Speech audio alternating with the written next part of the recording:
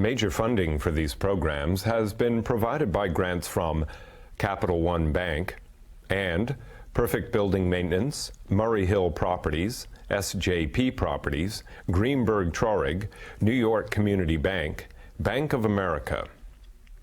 Additional funding for these programs has been provided by grants from Akron Gold Brothers, LLC, C.B. Richard Ellis, City Investment Fund, CUSHMAN and Wakefield, Eastern Consolidated, XL Realty Advisors, LP, Essex Capital Partners, First American Title Insurance Company of New York, Gemini Real Estate Advisors, GVA Williams, Hal Fettner, Durst Fettner Residential, Helmsley Spear, Herbert J. Sims and Company, Herrick Feinstein, LLP, Jackson Development Group, James D. Kuhn Real Estate Institute at Syracuse University, John Katzimatidis, Kilroy Metal Products, Marcus and Millichap, Massey Knackle Realty Services, M&T Bank, Madison Realty Capital, Meridian Capital Group, Newmark Knight Frank, Muss Development, Palin Enterprises, Rosenthal and Rosenthal, Signature Bank, Sheldrake Organization, Sterling and Sterling, Stephen Napolitano, Stonehenge Partners, Studley, the Moinian Organization.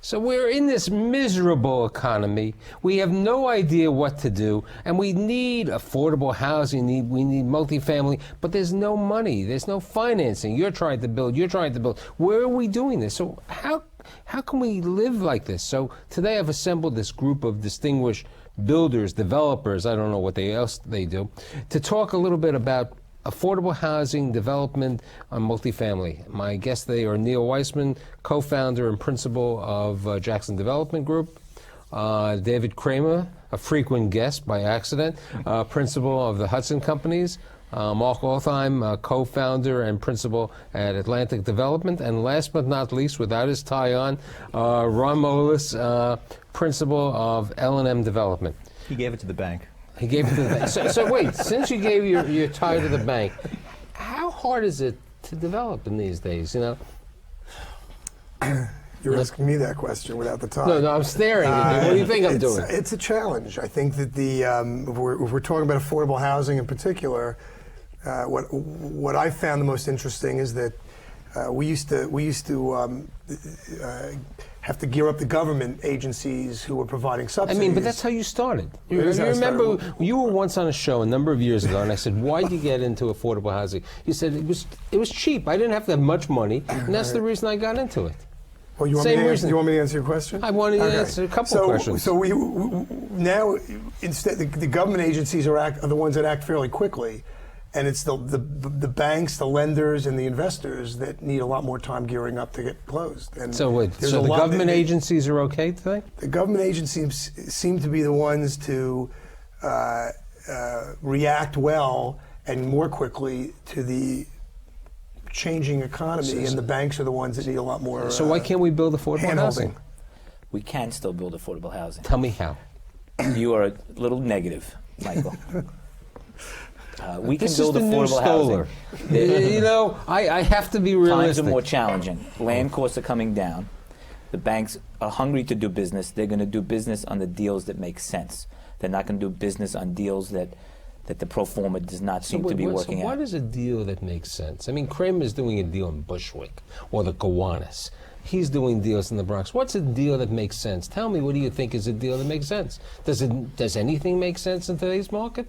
I think all of us did a lot of business in the Bronx and Brooklyn, and the neighborhoods that were 10 years ago not developed are now developed. So there's pieces of property that are in these established neighborhoods that if you can buy right and you can figure out the financing with HPD, it's been very helpful to try and make this work in this new environment. They were prophetic because the 421A program, which is now no longer, they created a fund. We're waiting for the fund to be established. to finance the new projects. One of the challenging parts to me is that the low-income housing tax credit program, which has financed a lot of our projects as a major proceed, is unless people make money in the economy, they're not going to be buying tax credits. You know, but I think that's a good point. The tax credits and people, corporations who are making money bought these tax credits. Banks don't need to buy any tax credits because they all lost money, right? Other companies are losing money. So there's really, you know, the tax credits at one time were selling for $1.05, $1.07. Now they're selling at 80 cents, you were saying prior to 85 cents. 85 cents, and they may go down to 55 cents, you know, with Obama politics over here. I mean, we do have... now we're being a real nattering nabob of negativism. I'm not... Markets change and markets evolve. I did a project in Skid Row, east of downtown LA, in 1990, and we got 37 cents on the dollar for tax credits. And for your viewers out there, but we're in 2008. We're in November 2008. We have difficulties in arranging financing. You, on a show a couple weeks ago, said that you try to get some financing, you were unable to, and you're still looking. You're trying to do something in Washington Heights. It's been a little difficult to get some financing. Well, we had to change a condo project to a rental project. I couldn't get a mortgage on a condo project, so it worked as a rental, and we did get financing, you know, and are currently in construction. But if you want to get back just to the affordable arena for a second, you know, as Mark noted, deals do make sense. There is some problems, or the biggest problems really are with the investors right now and the credits. Today was 85, maybe next week you'll only get 80. And every dollar, every penny I should say, in a major project can result in a loss of $400,000 to $500,000. I want to let's get get positive of that for a second, though, because the tax credit market is narrowing, but there are still investors, there are still companies making profit, and as the yields go, let me finish. As the yields go up, the yields go up, more people jump in. And from a New York City point of view, it's one of the few places where investors do want to be. So that's a positive. It's a safe investment. Yes. Well, what the reason I try to get into the comment was really not that. For my audience who really have no idea what we're talking, I don't want to use inside baseball about a credit. I think what I'd like you to explain, you know, I have this distinguished group, how do you build affordable housing? I mean, do you have to get a land at a certain price? You say you have to get certain things from HPD, you have to get certain other financing. That's what I'd like to explain, because otherwise, you know, this is a vacuum, and the standard viewer is going to have no idea what a tax credit and what else it is. How do you build an affordable housing project that you've done in the Bronx, you've done in Brooklyn? How is it done? Well, I think maybe each one of us should take a part of it. Fine. All right. I'll take the... you take the beginning. I'll take the beginning. You have to find a piece of property. The way we do things is, in today's market, we try not to pay more than $30,000 a unit. That's basically, you know, the going rate. It used to be 20, used to be 15, I guess, when you started. Fine, so you try to find, and that is for a two-bedroom unit? Well, an average it's between units. one unit. It's units. Right. A 100-unit building, $30,000. If you can get it cheaper, you do better. You have to pay a little more. Sometimes you're lucky that has a commercial component. So the $30,000 for my audience is the cost of the land and the cost of construction? No, just the cost of the land. Just the cost of the land. That would be good. I know. I just want to answer, you know, because we didn't clarify. So the cost of the land is $30,000 a unit. $30,000 a unit. But Okay. if we're talking about how the world has impacted affordable housing, in this phase, affordable housing's benefited from the slowdown, because as land hyperinflated throughout all the boroughs, in every nook and cranny. So now maybe you can buy land at a reasonable The price. affordable housing projects were really working at such a competitive disadvantage, and we were looking at sites, you know, all over town where every site's a condo site. You know, where 15 years ago you wouldn't even want to walk down the street. Now it's a condo site, and you can't compete as an affordable developer. So maybe we're good because land is going down. So in that phase, so what Neil is saying, it's $30,000. Let's get to phase two. I own the land. How do I get this affordable housing development built?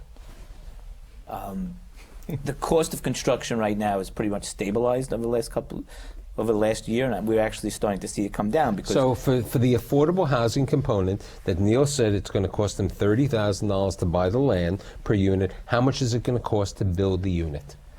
I'm just trying to, because I think this will be very... there's a wide range, $150,000 to $200,000 an apartment. So could we say $170,000 so I can round this off? There you go. So I have $170,000, I have $30,000, now I have $200,000 a unit. Sold. How do I get that financed? Explain the affordable concept of where the HPD comes in, where the tax credits comes in, and how you do this, because your rents are set by 40% of the area median income, correct? Well, it's up to 60%. 40 to 60% of the area median income. Area median income is $70,200, so you can only charge a certain amount. How do we build this? Now, I got the first part. I have the land. Mark has done the construction, or one of you guys have done the construction. I'm at $200,000. Next phase. So once you have that in place, you want to get enough sources of financing to meet that 200,000 plus soft bank costs. So let's go to the sources of financing. So your sources of financing are, you generally have a commercial bank that's going to provide a construction loan. Wait a second. Isn't there something called equity? Do you take money out of your pocket to put in the deal? You want me to do? We'll get to equity. You got to let him finish. Yeah, I mean, I just got the okay, commercial. I got the money. He doesn't have the tie. Doesn't you can't let him finish. Don't worry, Marky. You're ready too. So this is the revised Stoller. Remember? You got a construction lender. He went from Larry King to John McLaughlin. You got a construction lender, and they provide financing at generally market or close to market rates of interest. You then have government sources of funding, which could be HPD, which is a city agency, or a state agency, DHCR, HFA. There's a variety of alphabet soup agencies that provide either grants or, in most cases, low interest or very low interest, 1% interest loans. And then you need equity. And in affordable housing, most of the equity comes from the use of low-income tax credits, which is a federal program. Okay, so let's go. My cost is $200,000 a unit. Let's go to the cost. No. Soft costs. I agree. There's no soft costs. Soft costs and other expenses are going to cost, let's say, 30%. And the most important thing, developer fee. The developer fee. Without there's no affordable housing. You know. I mean, Cambridge would always do it for free. So the cost of the soft costs, the development fee, and everything might equal 50%. 30% would be the normal costs. Could it be 50%? It's a little high, but so you're in for 250. No, I'm not into for 250. That's with the soft costs.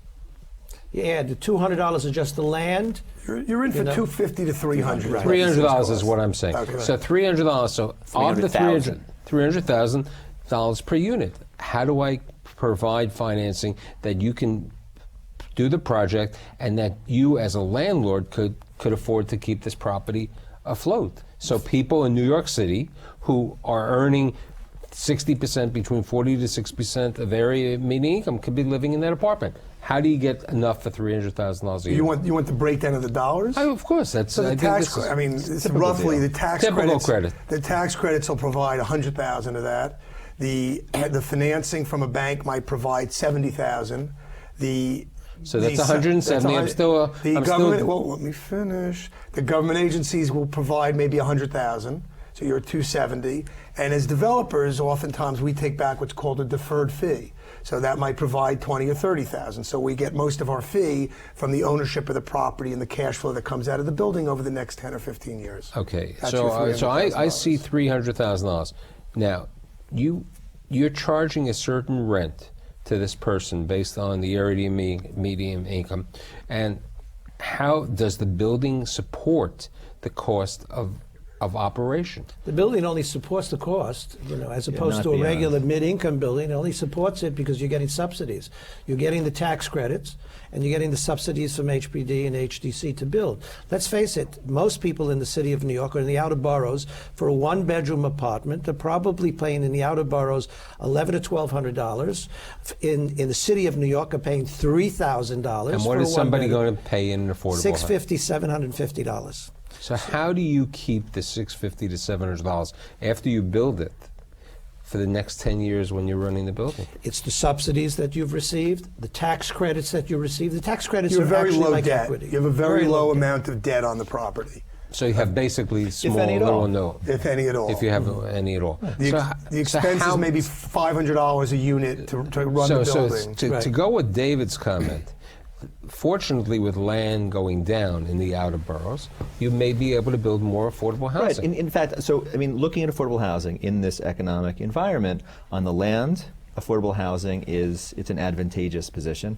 On the build out, it's an advantageous position because there's not going to be a lot of market rate construction over the next year or two, foreseeably, and yet an affordable housing developer can come in and probably do a pretty good job on buyouts. And so really what it comes down to is the capital structure and what kind of city, state, subsidies and where the tax credit market's going to be. That's really going to determine the volume of supply. There was this term, which is no longer in the dictionary, this term called 421As. When you would build an affordable housing development in the Bronx or in Brooklyn, weren't you able to also get another credit for these certificates? You still get that. You still get it. You still get it. Yeah. You still get it. And the program hasn't changed. They just stopped it in limited December. the areas. They limited the areas.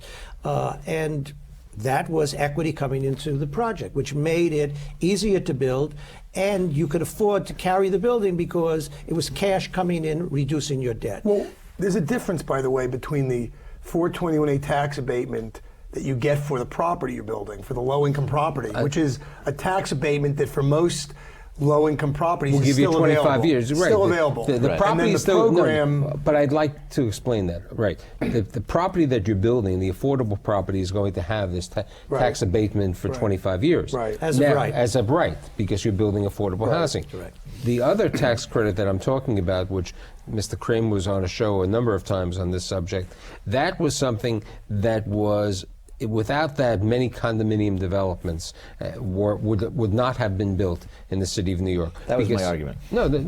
I think it's a very valid argument, because when you look at the New York Times or the Real Deal or any of these publications, when they're selling apartments, in bold print it says 421A Now they say that. tax credits, because this is what's going to reduce the maintenance. So let's talk about what happened with the 421As. And do you think they should come back? Well, my prediction is that 6 months from now, the public officials are going to be sitting around saying, what can we do to incentivize development? How can we get development going again and create construction jobs and put people to work, and the supply has fallen off the cliff? And they're going to say, let's create some incentives to defer property taxes to try and incentivize developers to develop projects. And it's going to be the exact reverse of what happened a year and a half ago, which, But didn't that happen in 1981 when they created, really in 1974, and then in 1981 when they created this initial 421A? Or when they did the 421G in Lower Manhattan, they gave a full tax abatement? Yeah, it's all about timing, and it was at the height of the market. It was at the very end of the real estate bull market that they decided to take away the 421A tax exemption, and now it's just one more nail in the supply coffin. And there are. I was one predicting that it was really going to hurt supply, but it's really a very small piece of the economic puzzle today, but it's still a piece, and it makes it that much harder to develop projects without the tax exemption, especially when condos and co-ops are taxed so differently. That's the real problem. I don't think if the powers to be had a crystal ball and they've seen what has happened to the economic development of buildings and houses, especially let's limit it to New York, would have ever passed the rule to get rid of the 421A tax abatements. I think they would have said it was the wrong time, as we've just heard.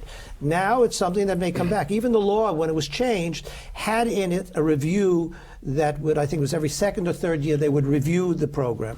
They will review the program, and they will have to do something to spur on affordable building, which affordable building in turn spurs on regular building in the development of condos and rentals. The 421A tax abatement was for rentals also. Yeah. Now, I have a question. We were talking before, and for a number of years, I've known you a number of years, you were building 3-family homes for home ownership, which was the greatest thing, that you were giving people the opportunity who were never able to have a home. What's happening with the development of these 3-family homes in today's market? Basically, the development of 3-family homes is at a standstill. The prices when last year, before things really got a little out of whack, three-family homes, let's say in the Bronx, were going for $625,000. And they got tax abatements. Not only has the city taken tax abatements away from for buildings, but they've taken tax abatements away for the development of two-family houses and three-family houses. So there is nothing now. A tax abatement on a three-family house in Bayside could be $15,000 to $18,000 a year. That's what we're talking about. You lose. That's a lot of money. The difference between a GO project and Fannie Mae, which is the lender for people buying these homes, has changed their underwriting standards dramatically for three families in particular. So they don't no longer include the rental income in the underwriting to anywhere near the degree that they used to. So they take a big haircut on the rental There's no way income. anybody could qualify So you for can't, these. Right. unless you have a lot of independent income, it's very hard to qualify. There are people who want And to. if it's an affordable program, then you don't. You don't build affordable. You can't build a And if you have the money, then you don't. Then you don't comply. then you don't qualify. But what's happening also in these neighborhoods, that the Bronx, for example, is that we're starting at Atlantic to develop moderate rate / market rate programming. Ron's done some of this too. He's done condos up Right, there. but you have so Barika. that was unknown. That was not even on anyone's radar screen 10 years ago, that you could build in the middle of the Bronx a market rate product and be concerned about the finishes and be concerned about the parking and make sure the apartments, have the right amenities. But Mark, you wouldn't even be having that discussion. A number So I of think years there ago, is- when you built something near where the golf course is up in the Bronx, Orloff Avenue. Orloff Avenue, you put market. You right, put but that was finishes. in, I would call that out of the core of the Bronx. That was on 215th Street. This is in the hub. We're talking about in 170, 150s, Yeah. where we're underwriting, looking at saying, okay, maybe you can't do a low-income project here, but maybe the numbers, maybe you don't get your money back as fast, but it's part of just creating communities. And so you can have market rate. At Barikwa Village, we're building a lot of apartments, and more than half of those are moderate rate, market rate apartments. And our challenge is to make sure that we build a product that's good enough for $1,000, $1,100 a month that someone's going to want to stay in the Bronx. And that's what the community boards were clamoring for. We used to go to community boards; they would criticize us for not building the NIMBY syndrome. But community board two you bring in the Bronx. you bring up a very valid point. You're building market rate. You're building market rate. Are you building any market rate? And I know you are. And there are a lot of these other apartments, which are older apartments, these older multifamily, and some of these landlords, and we had some number of shows this year, who are saying that they're not renting their apartments that fast. So they're reducing their rents. If they're reducing their rents, true, they're not to the quality of a brand new place, but in this economic time, when DHL lays off 9,000 people of all different types of people, and then there's 175,000 potential unemployed people in New York, this is going to have an effect. It may be difficult for you to rent those market rate apartments. I don't think it's really going to be difficult. If you take, for instance, an affordable rate, it happens to all of us. You have 100 apartments, let's say in the Bronx, you will get over 4,000 applications for 100 apartments. On a mid-income project, you will get less, but you remember your AMI, your area median income, is higher. It goes up to 100%. So you have a greater outreach of people that... You're at 100%, or you go up to 165%? Some places They it's need to. 165. We need but to it work depends. with the agencies to give us a Right. broader. A broader- We need I mean, I'd broader like window. to say that broader window. It's really in everybody's best interest. It's in best interest of the city in general to fill these buildings. It helps feed the retail, because retail is challenging. If you want to talk about something challenging, that is difficult in the Bronx right now. The story that we tell in the Bronx has not resonated yet to that level of people. But you're Ron, right. I mean, there's definitely more challenging. No, you can't say that And you're then, not right. Ron, you were basically a visionary when you went to Harlem about 9 years ago. There was nothing there. I mean, how hard was it for you to rent retail? I mean, you were in Harlem in 1996, 1998, when nobody was doing anything over there. The first job, we did the Madison Corridor. We did about 350 condos, which were all middle income, which is what Mark is talking about now in the South Bronx. And when we started, and it was in the late 90s, we were scared to do condos because there was no market. We couldn't get appraisals for it. And we were the first ones out, and we insisted on doing middle income. And the city was trying to talk us actually into doing a mix, some market rate, which we didn't want to do. It was a shame because it would have worked out even better. But we did. But it's the way markets are established, and the retail does trail. It follows the residential. there's very few pioneers in the retail business. So most of the retailers we got in Harlem at that time, and that we're getting in the Bronx, are mom and pop. They're not nationals. They're people who are in the community. What were they? The 99-cent store? No, we had some very stationery store, but they're not video credit tenants. store, But we had laundry. a dry cleaner, pharmacy. We had a Harlem tea room, which is written up all over. She did a beautiful job in there. A physical therapist, because when you're a hospital, we try to, the 99-cent stores are there, but they're not the only ones who come in. You have a lot of small local entrepreneurs who, if they have the opportunity for a couple thousand feet at a decent rent, can make a go of it. The rents are probably in the 20s. Beauty parlors, right. And there's a low manicure. barrier to People entry. want And the that's same what- quality of right. life that we have Right. in Manhattan. In these In places. Brooklyn, sorry to interrupt, in Brooklyn, I just rented 16,000 square feet to a Key Food supermarket. Took the entire first floor. It's about $21, $22 a square foot. We'd like to get more, but we're thrilled to have that for the community. I Taking think the that's whole great, thing. and this It's is Key Food. this is what the Alganians did in Long Island City, with the grocery over there because they wanted to give the amenities, and I think you have to. Right. If I you're think a residential developer, the retail is a loss leader. It's about getting the right use and Right. thinking about what people upstairs want. Right. That's right. Especially in these emerging neighborhoods. And the Especially in Furman emerging Center is coming out with a study on retail in emerging neighborhoods, because it's something that sort of gets lost in the shuffle. We're all in it, and we're private developers, and we're sitting there dealing with it. But and I think EDC is starting to look at this now as well. There's government programs like new market tax credits that deal with it. They're not easy to use, but there should be more community input and government input with us to try to encourage the retail growth in these emerging markets, because there are a lot of people living there now, and it is necessary. So, in conclusion, do we see in 2009, 2010? Do you think there's going to be more affordable housing being built? We hope that with the bonds from HDC and the monies that we can get from the state, that we can at least stay at the status quo. Everybody is going to be adversely affected. There are going to be cuts all over. You heard the governor, he's got to cut $12 billion for next year. We will be hurt just like everybody Speaking of cuts, we have to cut. I'd like to thank Neil Weissman, David Kramer, Mark Altheim, and Ron Molis. Next week, we talk about a very interesting topic, specialty and hard money lenders. See you next week.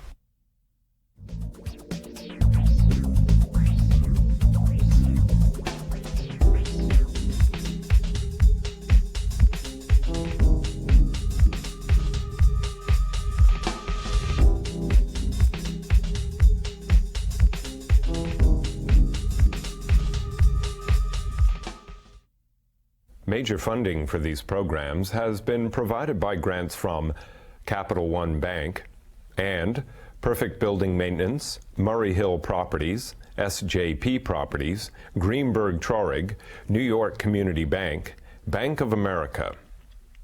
Additional funding for these programs has been provided by grants from Akron Gold Brothers, LLC, C.B. Richard Ellis, City Investment Fund, CUSHMAN and Wakefield, Eastern Consolidated, XL Realty Advisors, LP, Essex Capital Partners, First American Title Insurance Company of New York, Gemini Real Estate Advisors, GVA Williams, Hal Fettner, Durst Fettner Residential, Helmsley Spear, Herbert J. Sims and Company, Herrick Feinstein, LLP, Jackson Development Group, James D. Kuhn Real Estate Institute at Syracuse University, John Katzimatidis, Kilroy Metal Products, Marcus and Millichap, Massey Knackle Realty Services, M&T Bank, Madison Realty Capital, Meridian Capital Group, Newmark Knight Frank, Muss Development, Palin Enterprises, Rosenthal and Rosenthal, Signature Bank, Sheldrake Organization, Sterling and Sterling, Stephen Napolitano, Stonehenge Partners, Studley, the Moinian Organization.